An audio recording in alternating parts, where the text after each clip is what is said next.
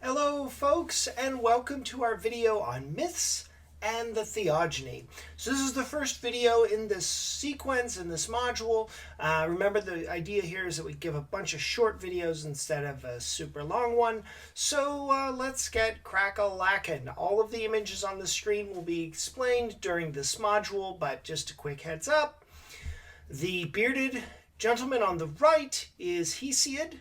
The individual on the left is Osiris, and the spider crawling in the middle is Father Anansi from Africa. So let's get working. All right, first up, how do we define the term myth? What is a myth? Well, the term itself comes from ancient Greece. The myth comes from the word mythos, which comes from ancient Greece. Now, I want to draw your attention to something really quick. You'll notice on the right-hand side of the screen, at least it's my right hand, there's a little lotus. The lotus is there to let you know, hey, this is a question that's going to be on the quiz. Now, you won't know what I'm going to ask about the information, but it does help because it helps you say, oh, wait, this is definitely something I'm going to be tested on. And so I encourage you to take a look at that. Okay, so myth, it comes from the ancient Greek term mythos, and it means roughly report or tale or story. There's not always a line from one word to another in ancient Greece, and in ancient Greek, and in fact, we'll find that out as we move along. So I've appealed to a classicist to tell us about myths. There are traditional stories a society tells itself. They encode or represent the worldview, the beliefs, the practices, and often the fears of that society.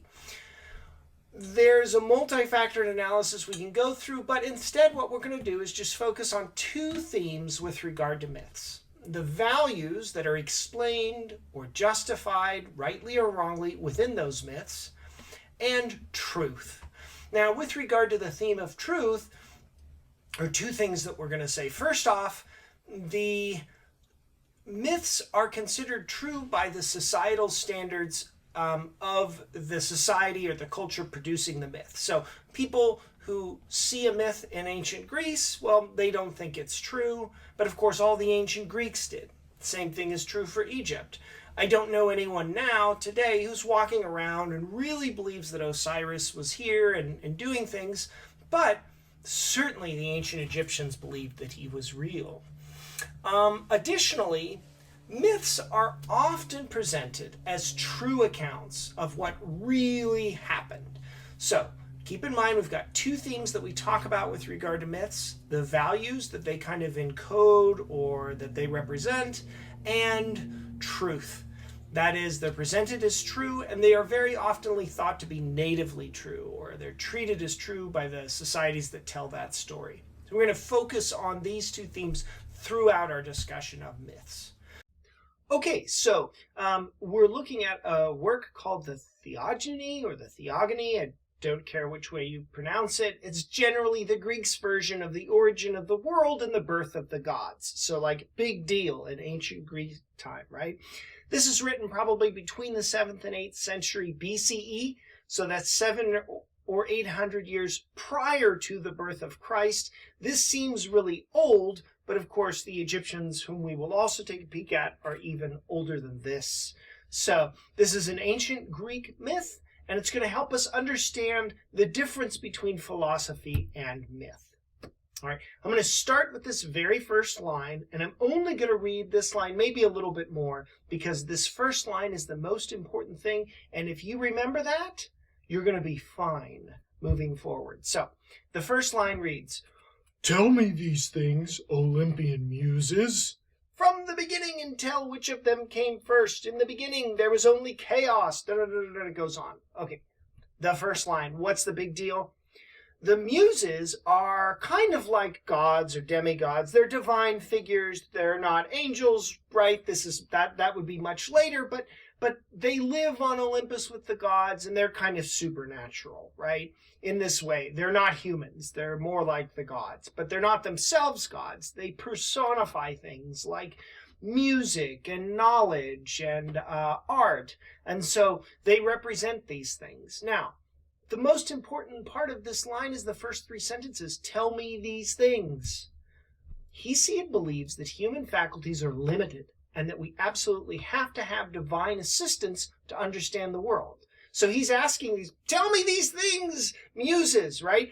Knowledge must be revealed to Hesiod by the muses because he doesn't think that humans can acquire this knowledge otherwise.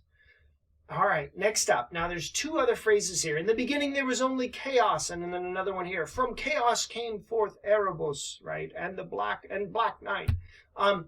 Chaos in ancient Greek is just a gap or a yawning. It doesn't mean chaos like we mean chaos here today, right? Where it's all crazy, there's a party, right? It's not clear whether this chaos generates the gods or what, but the gods are created alongside the world for the Greeks. They do not create the world. This comes up later. It becomes important later when we talk about Thales. But just know that the gods in ancient Greece are created along with the universe. The gods do not themselves author and create the universe out of nothing. For the Greeks, there is no such thing as like an external creator that's divorced from the world, at least with regard to myth. Okay. Also, the Greek gods are anthropomorphic. They have tempers, they have appetites, they do absolutely terrible things, and they have human emotions. Zeus is always the strongest of the gods. He will always win every fight, and Zeus will never die in the Greek pantheon. But no god is all-powerful in ancient Greece. So, wrapping up again, why does Hesiod rely upon the muses to understand the truth of the birth of the gods? Because humans can't. So if you can remember that the Theogony presupposes that human understanding is limited, that humans cannot themselves apprehend and understand reality, then you're getting to where we need to go, which is that eventually philosophers for the first time are going to challenge that view, and they're going to say, no, we can know things about the world, but we're not there yet. So you've got enough information to finish that quiz that's right in front of you. So go do a good job on that quiz, and I will see you in the next video. Peace.